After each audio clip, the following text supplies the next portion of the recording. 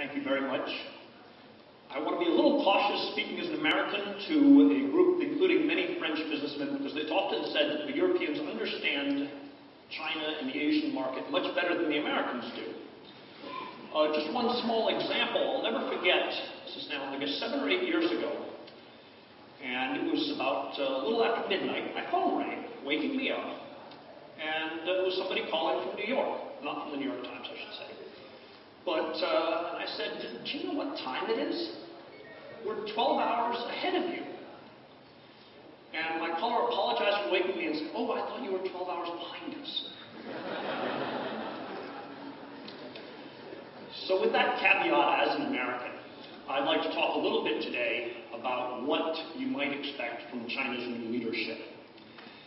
I want to talk about labor in terms of what you might see in terms of wages, about the environment in terms of environmental enforcement and what that might mean for factories, on energy, on what you could see in the next several years on the R&D, on trade policy, including anti-dumping tariffs and WTO, and finally, which industries are likely beneficiaries.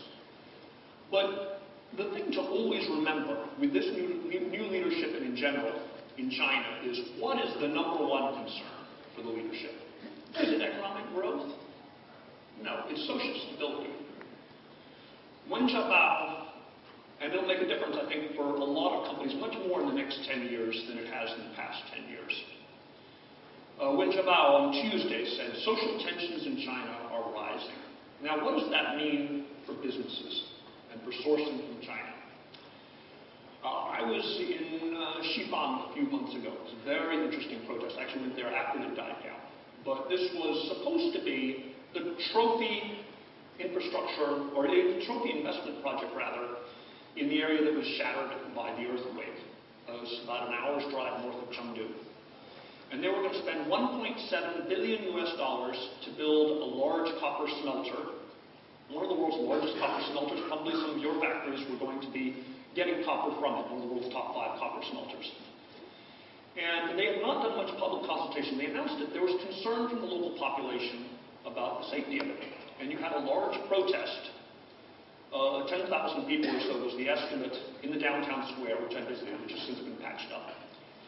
And at the end of that rather turbulent protest, some people throwing rocks at police and so forth, the municipal authorities announced we are going to suspend this project, even though it was part of the national 5-year plan. It's the centerpiece of earthquake recovery. They said, we're going to suspend this project temporarily and look at it further.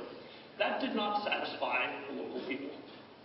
The next day, you had a larger demonstration, more violence, particularly people coming after night. Why do the really serious protests take place after the fall of darkness? Because people are concerned about the outdoor surveillance cameras with face recognition that is extensively used now in China. So you had a larger protest, people saying they really didn't want this project. And the following morning, the local government announced that it was canceling the project. And they put up a very stern warning on their website of the local public security bureau, saying, however, if there are any more protests, we will respond with maximum force. If anybody tries to organize anything further on social media, we will arrest them.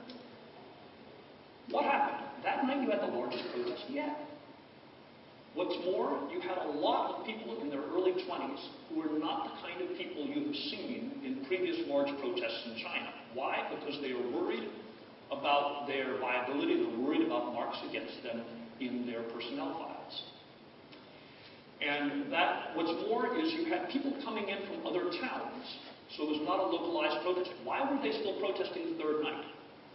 They were demanding the release of 21 people who had been arrested in the previous 2 nights of protesting as organizers. And it was a very violent protest, extensive deployment of riot police, and at the end, they released all 21 people to the crowd. Now, that didn't used to happen much, and so this kind of incident is causing my own view of China to begin evolving. What's more is that you're seeing a lot of these now, and they really are affecting a lot of large investment projects. For example, Ningbo, late October, $8.9 billion refinery and petrochemical project, one of the world's largest by Sinopec. Again, large-scale protests, and it has been suspended. It's not clear what's going to happen. What's more is, if you look at China almost as your hand, there have been a lot of these. I really trace the beginning of the current rise in social stability that you keep hearing alluded to by Wen Jiabao and others expressing concern. You really can date it to August 2011, about 18 months ago. And that was the protest against the PX factory in Dalian. And what was interesting about it was that you ended up with the party secretary ending up standing up on a car with a loudspeaker announcing, well, we are going to close this PX factory and move it out of town. He did that without Beijing's approval. And it was an immediate problem because PX is crucial for plastics and polyester production because it's a precursor. So those of you who, for example, use plastics and polyesters in your products, you need to keep an eye on where your Tier 1, Tier 2, and Tier 3 suppliers are getting them. Now, interestingly, that particular project is still operating in Dalian. They are building a new one, but they did not immediately close it because they concluded that it would disrupt so many multinational supply lines that they couldn't afford to shut down that operation. And they've been very quietly working with the community saying, we are building an alternative. But there are a bunch of these. You look, there was another one, PX also, factory that was canceled in Dalian. You look at Tianjin last April. Again, $2 billion Sino petrochemical operation that was expanding. And it had previously, the nearest edge of it had been 2 kilometers from, I was in Tianjin last November talking to people about this. The edge of the refinery complex was previously 2 kilometers from the edge of a residential area, and with this expansion it was going to be only 700 meters. And you had large protests, and it was also Sinopec, and it retreated, and they canceled that expansion. At times, some of the protests are not entirely science-based.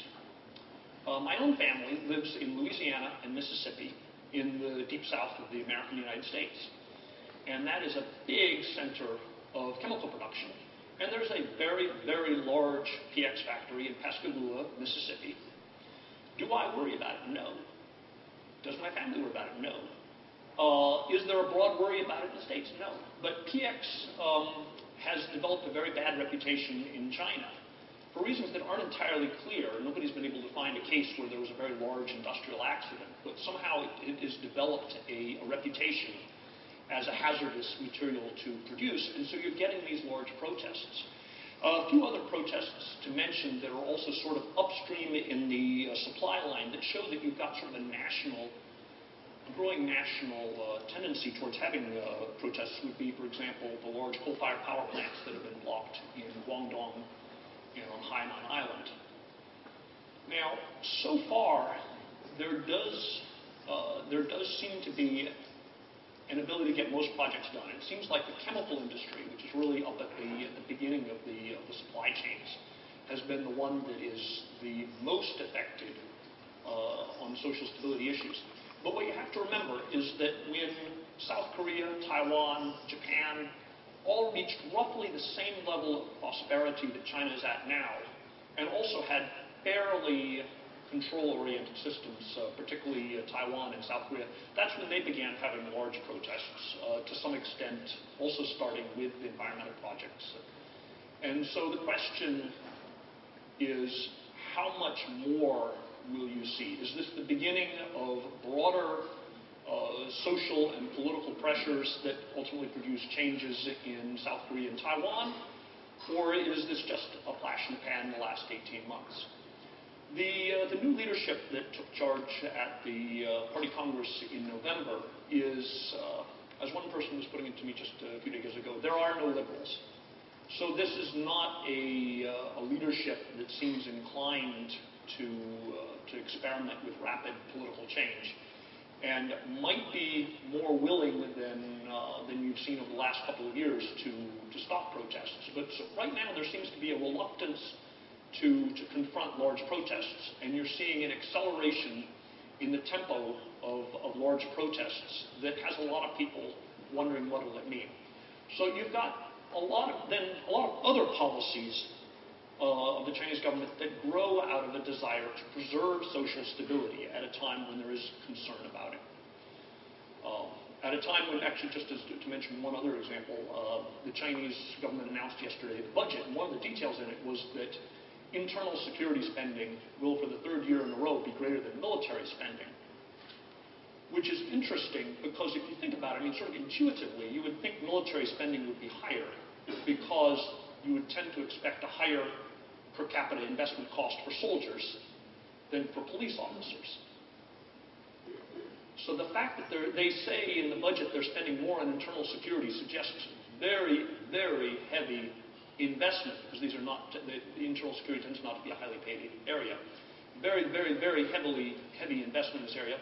And some companies have done well on it, including some NYSE-traded companies. So you look at the security camera and surveillance industry, that tends to be a lot of NYSE-traded companies. But that said, there's definite concern, and a lot of other policies then grow out of that. One of them is labor. There's a real interest, which I think is genuine on the part of the leadership, in addressing economic inequality. And you see a lot of rhetoric about that right now. And that certainly has consequences in terms of sourcing. The 13% target for annual increases in minimum wage seems to be serious and seems likely to be maintained. That will continue to drive up costs for a lot of companies. At the same time, there is a greater reluctance to stop labor actions, and that might mean that you'll see a little more turbulence on labor, which has long been one of the attractions of China. To give you another anecdote, about 3 years ago, I was at outside a Japanese parts factory where there was a strike, and there was a canal about 50 feet wide. And I had walked across the bridge and down the canal a bit so I could see sort of in the demonstration. And I had a good view across. And they brought up about a dozen truckloads of riot police who formed up with helmets and face shields down and batons and so forth. And they cleared everybody else away along the canal because I was the only foreigner there. And I just sort of stood there looking across the canal, waiting to see what would happen, and ignoring everybody saying, oh, well, please move on in Chinese, and just sort of pretending I didn't understand what was going on. And they all began making calls on their radio sort of behind me as I continued standing there and asking for instructions on what to do with me. And they ended up leaving. They loaded all the riot police back onto the trucks and drove off. That shows a reluctance to engage, again, in a reluctance to crack down in ways that they might have previously. Given the rise of everybody having a cell phone and photos and social media, it's getting harder to crack down even when you don't have a foreign correspondent present. And so I think all of that is going to mean that you're going to see continued fairly fast increases in labor costs. Mixed into that is the question then of the one-child policy. One thing that people are only starting to become aware of now on the sourcing side is just how quickly the number of blue-collar workers who are not in school and who are young has declined.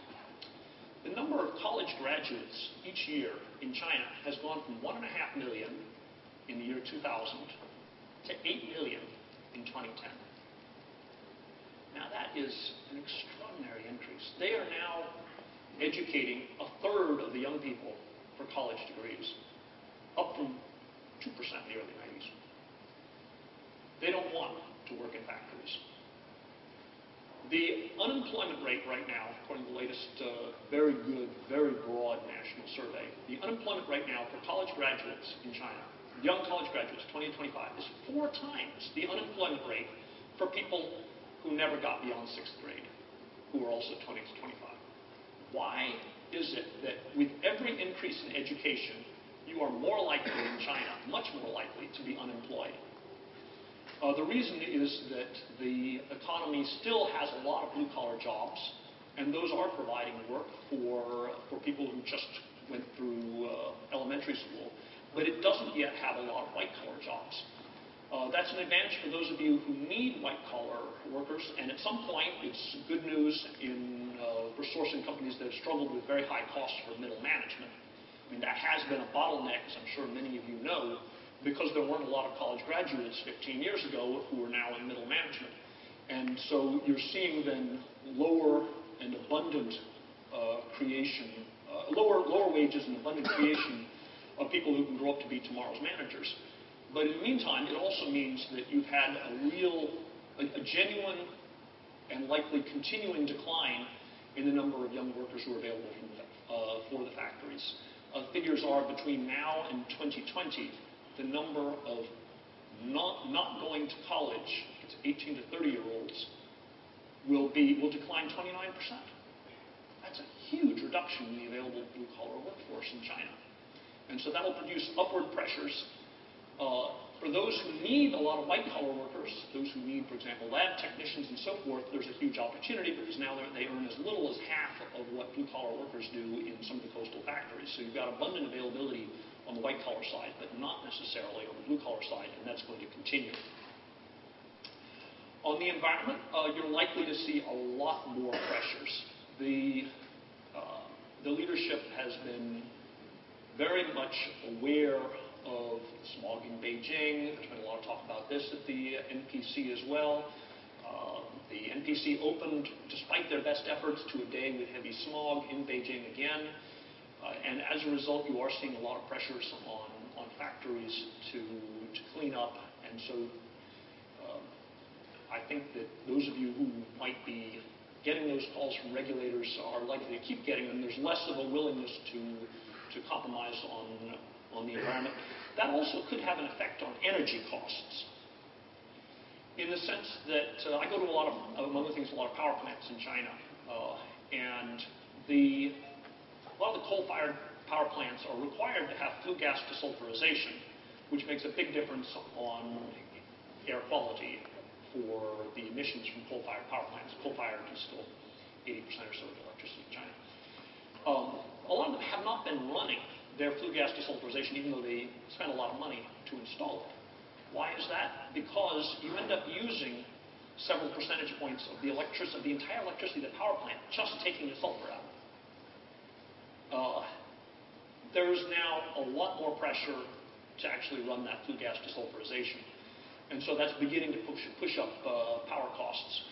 Another problem for China is this heavy reliance on coal, which isn't going down in cost. You had a very sharp spike a couple of years ago, but even now it's starting to come back up again now after a decline in that smoke production.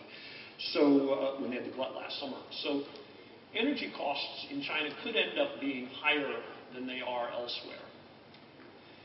If you are in a very energy-intensive sector, then I think you have to be considering the southern United States right now. It's hard to compare $2.50 per 1,000 cubic foot natural gas in Texas and states like that.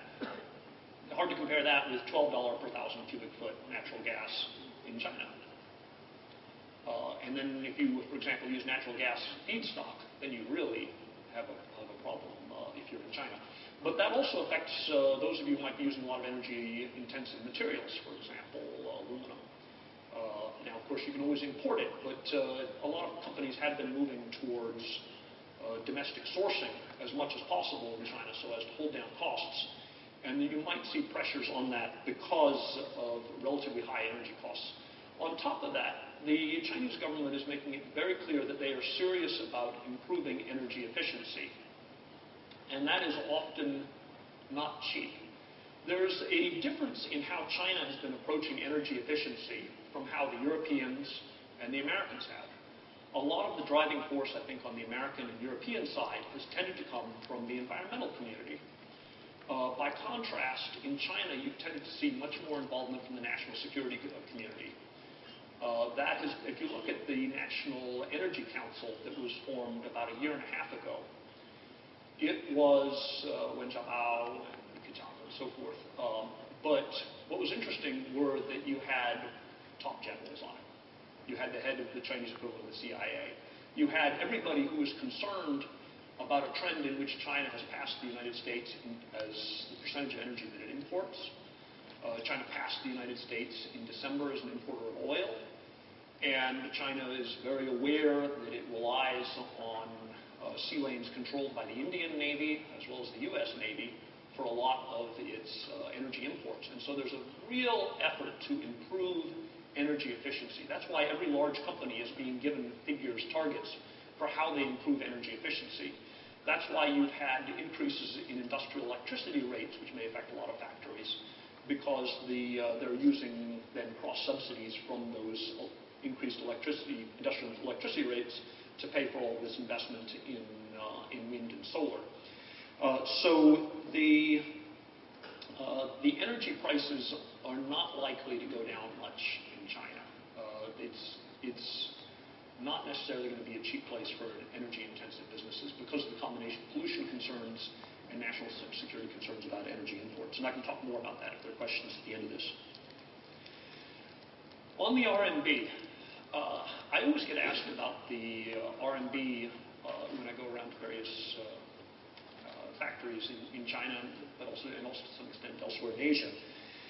And I think a lot of companies have been able to offset the wage increases in China with productivity increases. And so then their worry, though, is what happens to the RMB. They don't feel as though they can offset both wage increases and inflation as well as RMB. And my sense in talking to people is the Chinese government really does not want to see further increases in the RMB. You're not seeing as much pressure in some ways from the United States as you were. The United States is fortunate in that because of rising domestic energy production, that finally is starting to put a cap on the U.S. trade deficit. If you look at the main two components of the U.S. trade deficit, it has tended to be trade with China and oil imports. With gas and oil production, that has to some extent made the currency issue a little less visible. At the same time, China's surplus as a percentage of GDP is no longer quite as large as it used to be, although it's still very sizable. So what then might cause changes in the RMB that the government doesn't necessarily want, but might be forced on it by events beyond their control? And I guess I would put that into two categories. One is what happens to inflation.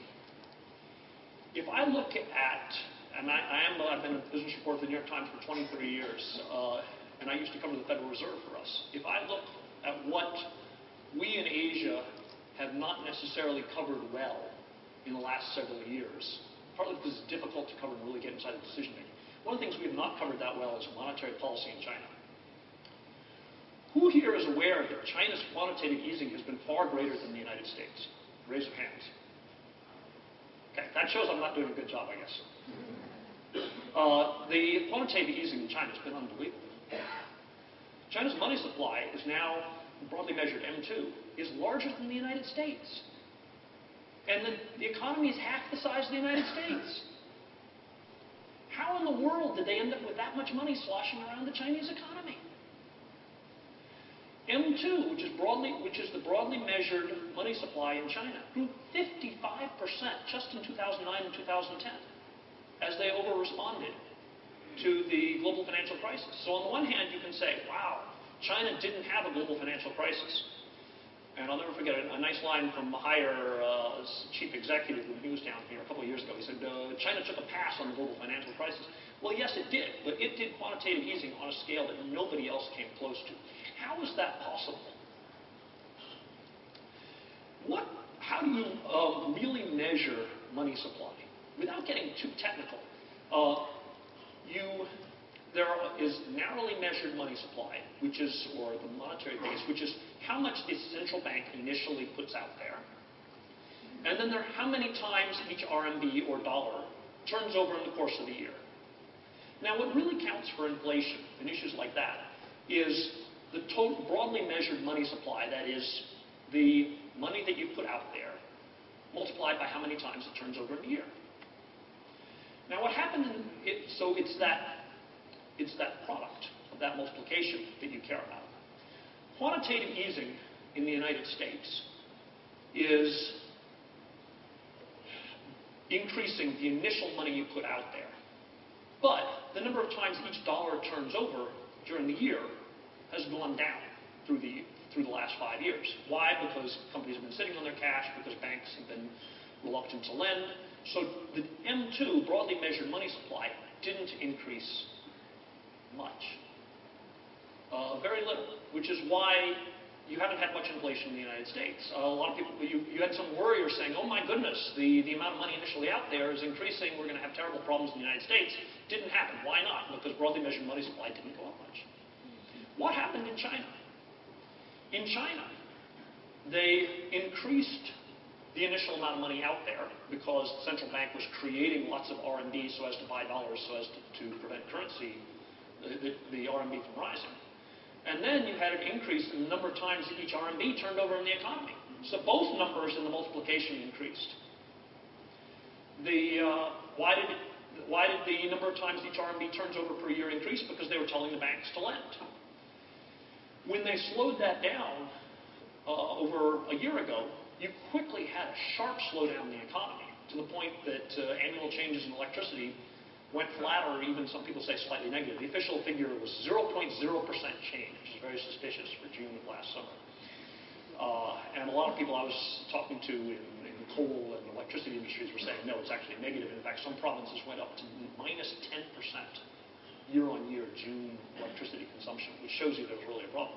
So the moment they turned off this fire hose of credit to the economy, things slowed way down. So they turned back on the fire hose. Now you've got credit, year-on-year growth in credit, 30% for some of the recent months. Who in the world increases their domestic credit 30%? So China has a lot of money sloshing around out there.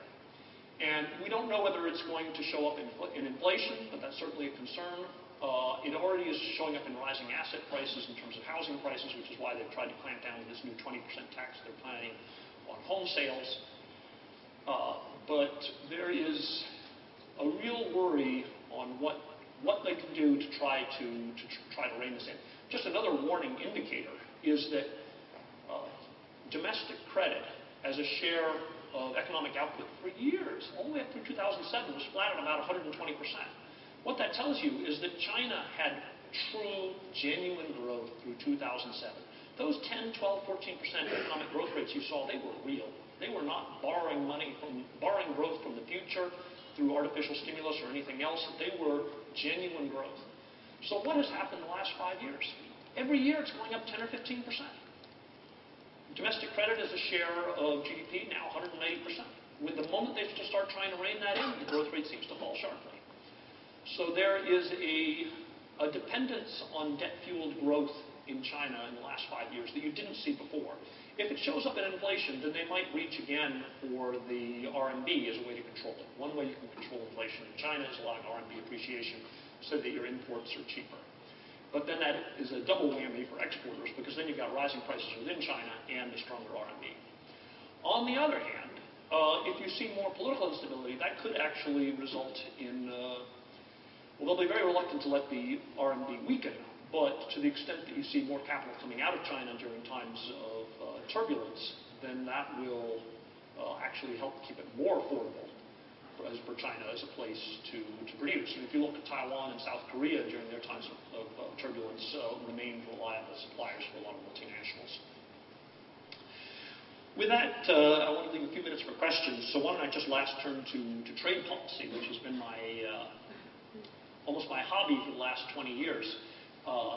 As sort of I cover it in between everything else I've covered over the years. And trade policy has really changed. I was there in Geneva when WTO was set up in December 1993. And Mickey Cantor, who was the United States Trade Representative, and Sir Leon Britton, who was the European Union's Trade Commissioner, had lots of meetings.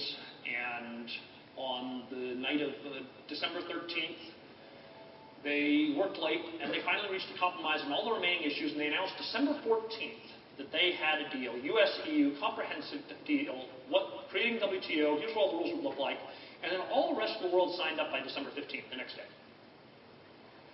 That was the good old days. That was the days of a simple WTO, a simpler global trade talks, although they seemed complicated at the time. Now you could never get the rest of the world to show up on and agree to on 24 hours what the US and EU agreed to the previous night.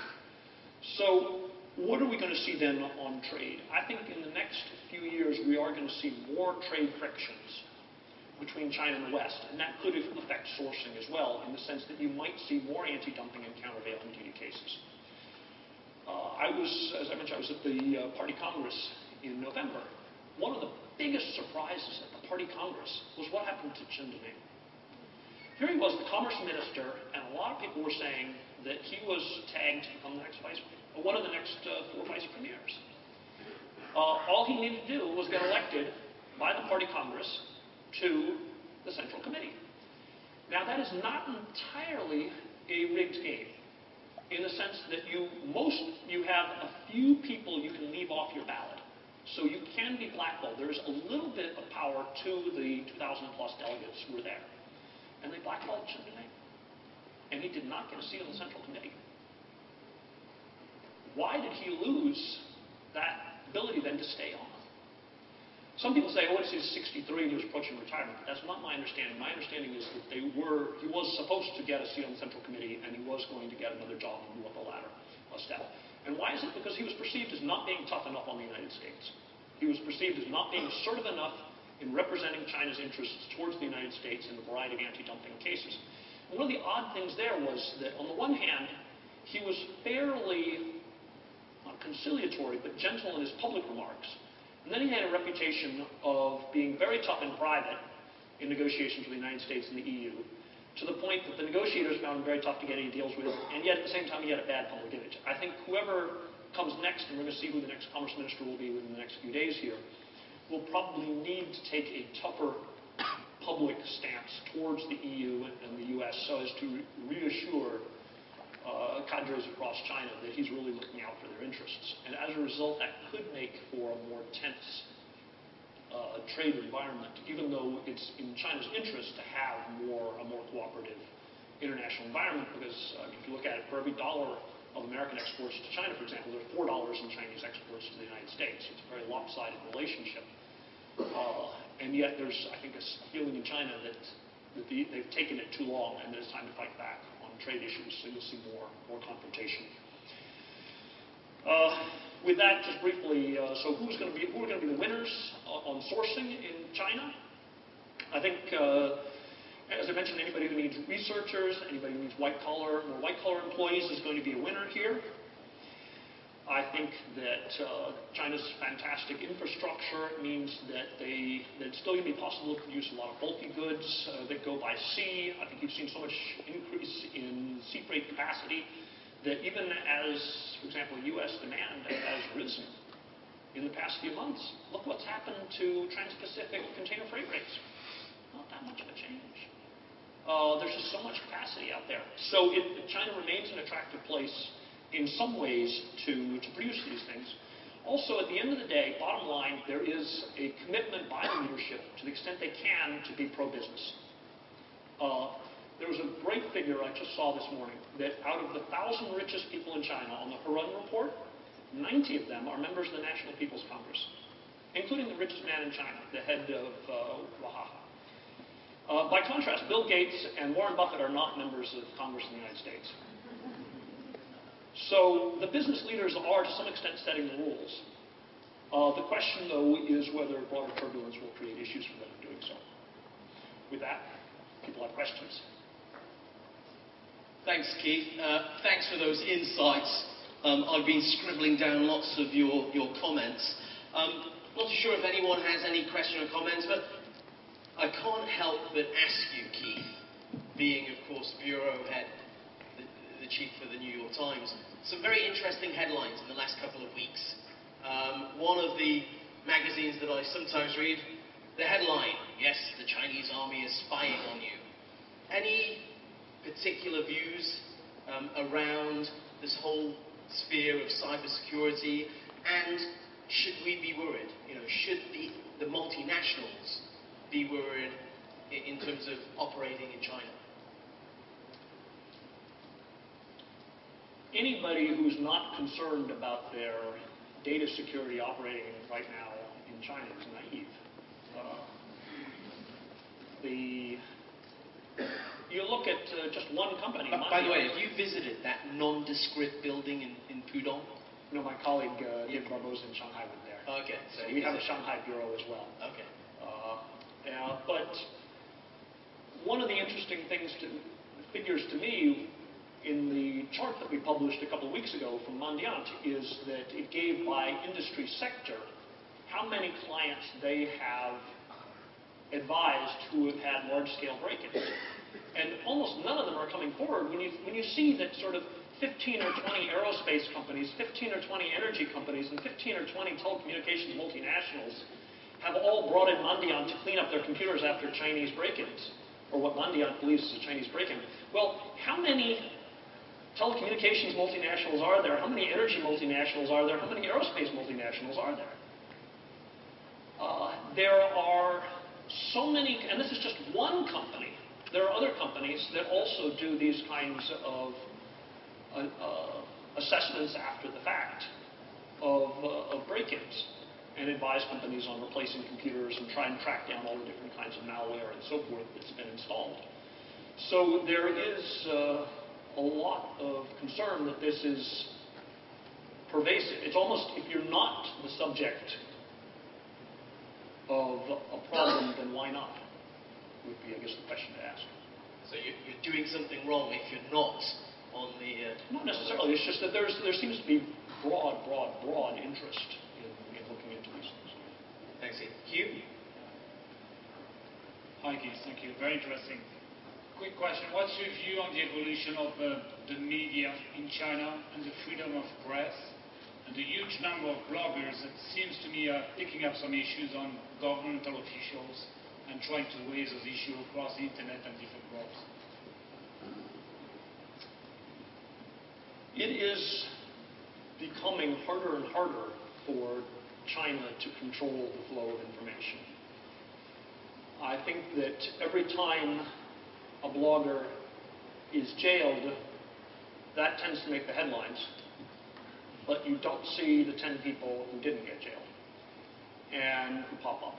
And so on press freedom, I do tend to think that it is often 3 steps forward, 2 steps back, but that there's more and more information available.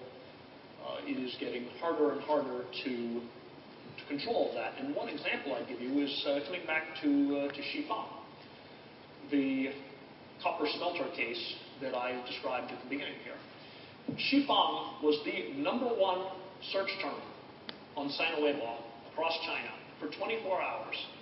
And it was surprising in some ways that they didn't shut it off. People all over China were watching what was unfolding as the protests kept going day after day to block that copper smelter.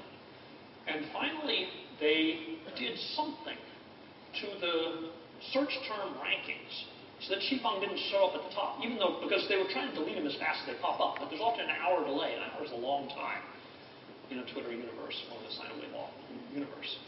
So finally, they did something that stopped Xifang from showing up in the rankings, even though everybody was still searching it. What happened? A homonym for Xifang showed up in the rankings instead, because everybody began using that and searching for that instead. So there are ways around. I think the information is more available. It's getting harder and harder not to let people know. And when in something like Xifang, where clearly 3 days in a row the government backed down, despite very publicly saying we won't back down, does create an incentive for people elsewhere to say, well, gee, I want a better deal than I'm getting right now. And they're finding out about it through social media. Any other comments or questions for Keith? I'm heading to Cambodia on Monday. If anybody is looking to, considering or already moving from China to Cambodia, please come up. I'd love to talk to you afterwards. Thank you. Keith, just in terms of looking at the region, we have heard quite a lot. There's been quite a few stories about Myanmar as well. Any particular views? If you look at UNCTAD data, the United Nations Commission on Trade and Development, they show Myanmar as the fastest growing destination for foreign investment in Asia last year. It went from 900 million to 1.9 billion in 1 year. Does it have the capacity to really absorb that? Does it have the managerial expertise? Now, to some extent, that is going to go into natural resources, so they have an advantage over a lot of places. But I do wonder about these sort of flavor of the day alternative destinations. Other than maybe Indonesia, a lot of these places don't have a lot of domestic mobility of labor that will allow them to be real alternatives for really large-scale investment coming over to them instead of China. So are we kidding ourselves in terms of these, in terms of alternatives to China? Is Myanmar, Cambodia, Vietnam, Indonesia, Bangladesh, I mean, are they good alternatives? Are they going to replace China? They can't replace China. Can they be large supplements to China, or can they be small supplements to China? Actually, that's one of the things I'm here to find out. I'm very curious to hear at the conference today. I think there are a lot of people who have careers of expertise on exactly this question, and so I'm very much looking forward to today in terms of what our speakers have and maybe what people say over coffee. It's one of the things that I'm actively trying to figure out, and there are pros and cons I can give you for practically every country as I go around the region. But I mean, you look at India, down 13% in FDI last year, and India was supposed to be the alternative in population. So there are real dilemmas in everywhere you look. Indeed, a lot of questions. Ladies and gentlemen, please join me in thanking